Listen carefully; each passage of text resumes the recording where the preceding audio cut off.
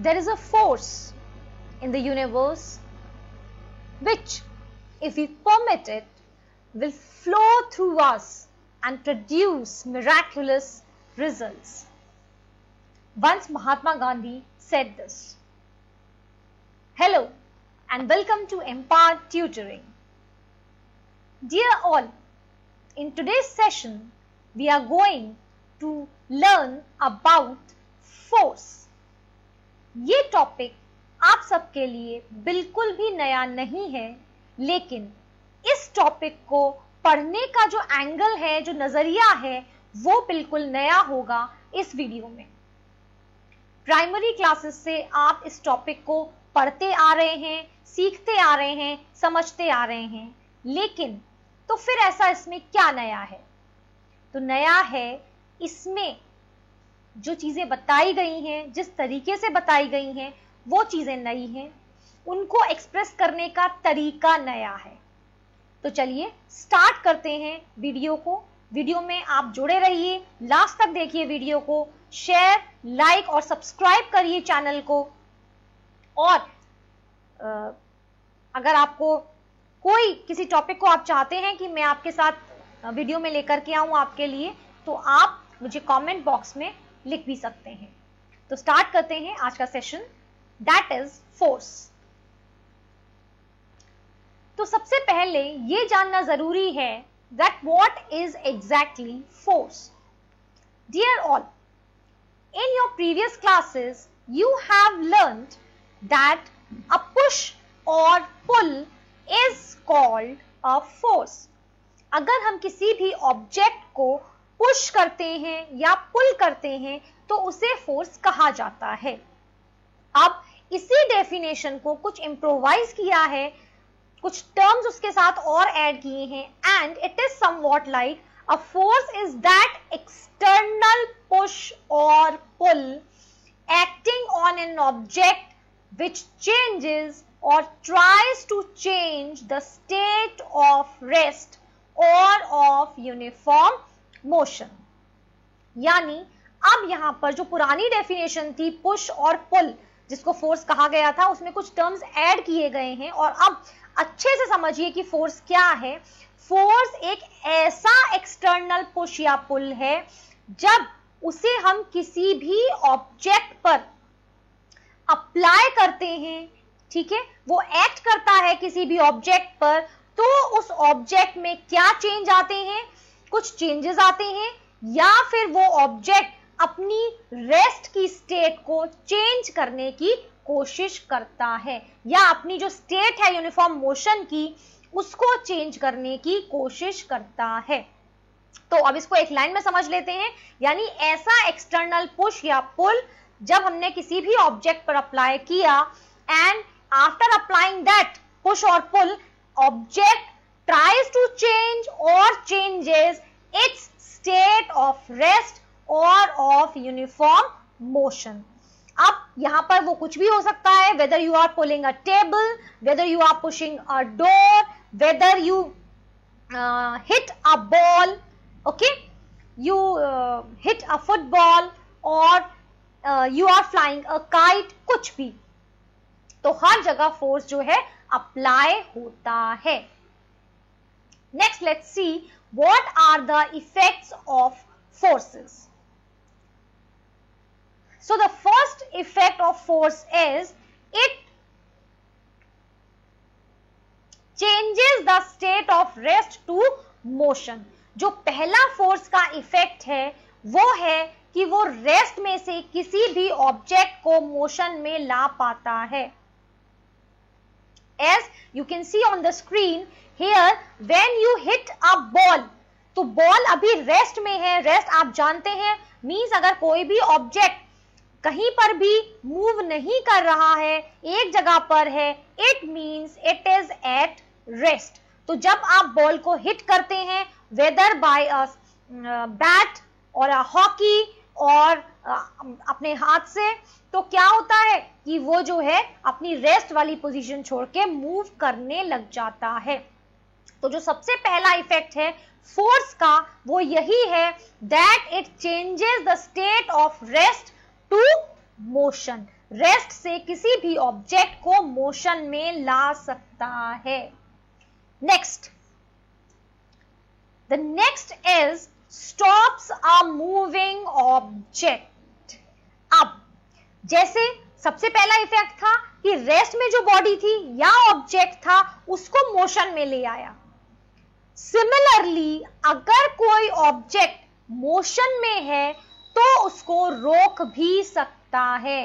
ये काम भी कौन करेगा उसे रोकने का? That is also force. Force का काम है मूविंग ऑब्जेक्ट को रोकना भी।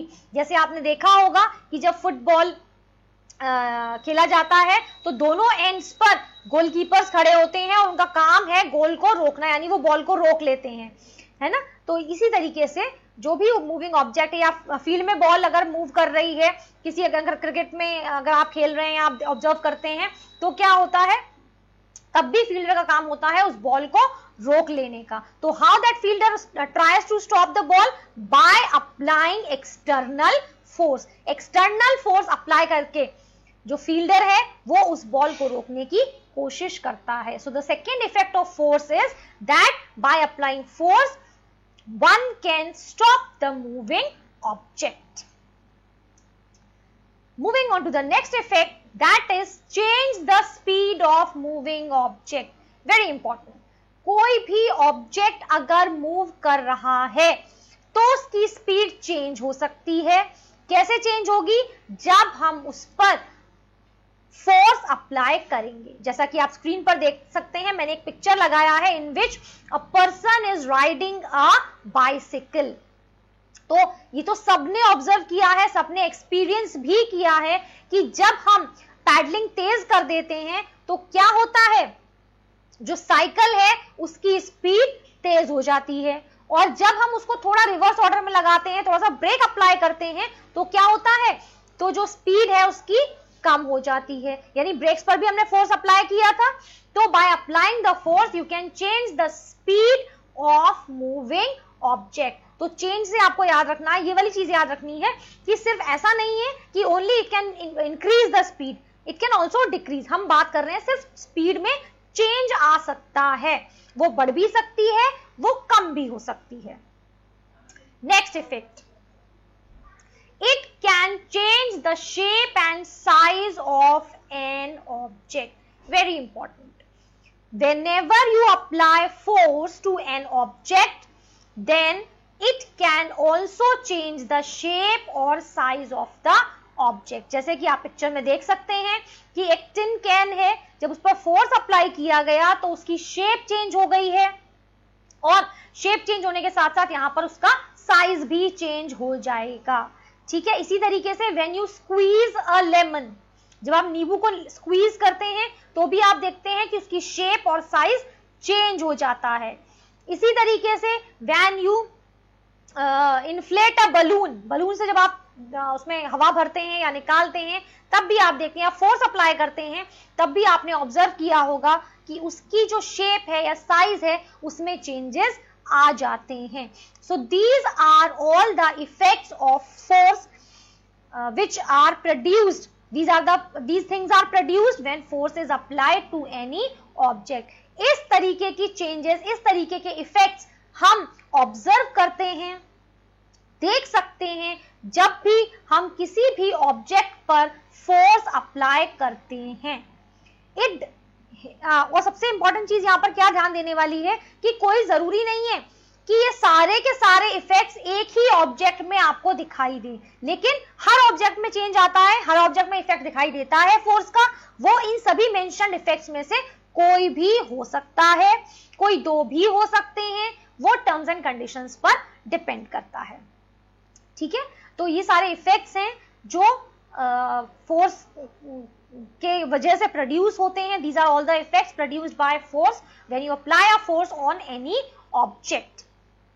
So now we'll meet in the next video when I am going to tell you about the different kinds of forces. Till then stay tuned with the channel. Okay?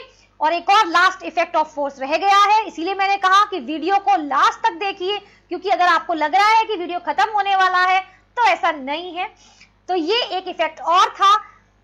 इसको और देख लेते हैं कि अगर आप किसी भी ऑब्जेक्ट पर फोर्स अप्लाई करते हैं तो उसकी डायरेक्शन भी चेंज हो जाती है। अगेन जैसा मैंने कहा कि कोई जरूरी नहीं है कि ये सारे इफेक्ट्स एक साथ प्रोड्यूस होंगे, लेकिन कोई सा भी इफेक्ट इसमें से हो सकता है। और ये बहुत एक अच्छा एग्जाम्पल है, सबको पता है, एवरीबॉडी नोज अबाउट क्रिकेट। तो अगर हम फोर्स की बात करते हैं तो क्रिकेट तो एक ऐसा एग्जाम्पल है जिसमें सारी चीजें इन्वॉल्व हो जाती हैं। तो जब बॉल आती है तो बैट्समैन का क्या काम है, उसको हिट करके बैट से और उसकी डायरेक्शन को चेंज कर देता है। तो this is the effect of force, one of the effects of force. तो बहुत सिंपल सिंपल से इफेक्ट्स हैं, आप याद रख सकते हैं। क्या इफेक्ट्स हैं? Number 1, it can change the speed of an object, can change the direction of an object, can bring an object which is at rest to motion, motion वाले ऑब्जेक्ट को रेस्ट में ला सकता है, and can change the shape and size। तो ये 5 effects हैं, simple से effects हैं, इसको मेमोराइज कर लीजिए। और अब मिलेंगे नेक्स्ट वीडियो में। Till then keep watching Empire Tutoring, like share and subscribe and enjoy learning.